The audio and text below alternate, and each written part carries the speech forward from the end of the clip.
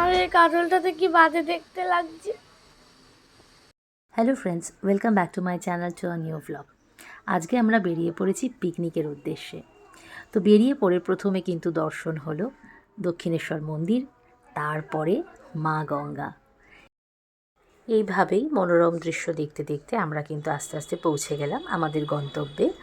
সেটা ছিল হাওড়াতে লেকল্যান্ড কান্ট্রি ক্লাব।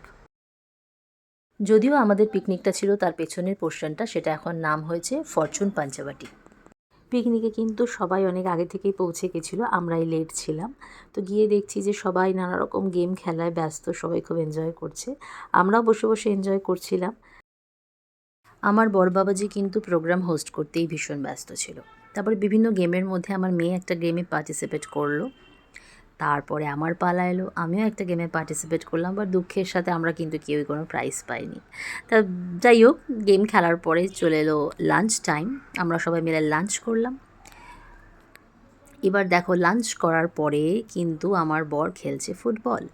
এককালে ভীষণ ভালো ফুটবল খেলতো, খুব পছন্দের খেলা। তো বল পায়ে পেয়ে আর সুযোগ ছাড়েনি। সেই সুযোগে আমিও ওর একটু ভিডিও ক্যাপচার করছিলাম। লাঞ্চের পরেও কিছু গেম খেলা হয়েছিল, তারপর অনেক গ্রুপ ফটো তোলা হয়েছিল, বাট সেগুলোর ভিডিও করা হয়নি। তো আজকের ব্লগটা এখানেই শেষ করলাম। যদি তোমাদের ভালো লেগে থাকে অবশ্যই লাইক করো, আর চ্যানেলটাকে সাবস্ক্রাইব করতে কিন্তু একদম ভুলো না।